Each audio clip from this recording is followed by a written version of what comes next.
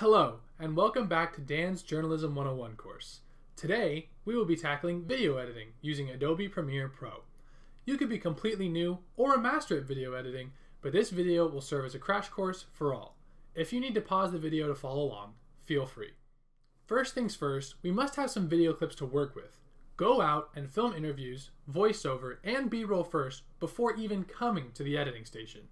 We then will take our video and audio clips off Google Drive, SD cards, and flash drives and drag them onto the desktop. This allows the clip to be saved onto the computer's hard drive and allows for easy access to them when editing. We can then take our first major step and open Premiere. Once we're in Premiere, we will create a new project and begin dragging our clips onto the workspace. There is a variety of options for cutting your clips, but one of the easiest would be using the in and out tool. By marking the 2 points, you can begin cutting out the portions where you ask questions and leave the sound on tape from your interview subject. The SOTs are videos where a viewer will hear your interview subject speaking. After a SOT, or maybe two, you can begin laying down your audio track. Your voiceover can be directly applied from Premiere itself using the internal hardware, or it can be dragged on from an external source, such as an SD drive. Just like the SOT, the voiceover shows up in the audio channel, and you will need some B-roll to paint over the dead space. One other major component of the video editing process is using B-roll. If you'll see in your workspace, there's actually 3 channels, V1, V2, and V3. If you use V1, that should be the line where you're putting interviews, where you're going to do all of those spots where you have somebody who's on the camera and talking. But those V2 and V3 slots can be used for graphics, B-roll, and whatever else may cover those moments. So if you want to use B-roll, you can drag it onto the workspace and leave it in the V2 section, and it will actually play over the clip you have in the V1 section. Using B-roll can be really helpful to help your viewer understand what you're talking about, or be used for transitions. B-roll is vital to editing, so make sure you have enough once you get to the editing stage. Now that we have some voiceover and a sound on tape cut, we can begin stitching them together. We can drag the 2 clips right next to each other, and the gray marker will show, meaning they are touching. We can then move over to the editing section and find our audio and video transitions. In the top right, we can find the editing presets library.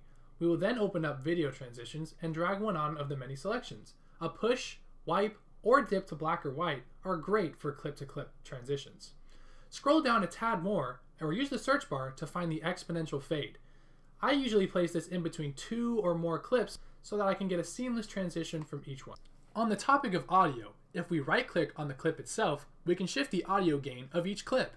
Shifting the gain up or down 5 decibels can drastically change the sound and can be helpful when applying NATs, or natural sounds.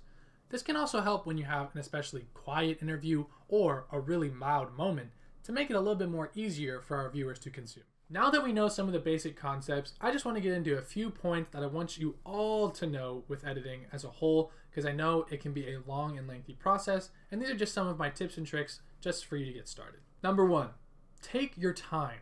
Editing is a long process, so be sure to plan out your time and know that each edit should be meaningful. Too many edits and the story loses the emphasis, but too little and it may go on for too long. Finding that happy medium takes time, but is well worth it. Number 2, experiment. An editing software like Adobe Premiere Pro offers a multitude of options and allows user preference to play a huge role in the decision making. So, after watching this video, start it up and start messing around with all of its cool options. You may find a way you like to do things that I didn't address just yet. And number 3, have fun. Overall, editing is a very simple task with a little learning curve and some hazards to watch out for. But if you steer clear of jump cuts, dead spaces, and broken audio, editing will be a breeze. But as everyone always says, practice makes perfect. So try to find some time and practice editing your own short clips before you start editing for your first major story. And that's all I've got for you. The most I can do for you now is wish you well on your editing journey and provide some words of wisdom. At first, I wasn't even a huge fan of editing, and I wasn't very good either. But it was through my peers such as Nico Slater and Cameron Perkins that I truly found joy in editing. I encourage you all to find a peer who will encourage you to stay on that journey as well, because the end result is something you can really be proud of. I hope you enjoyed part 2 of Dan's Journalism 101 course, and I wish you the best of luck creating your stories in broadcast journalism. Thanks for watching.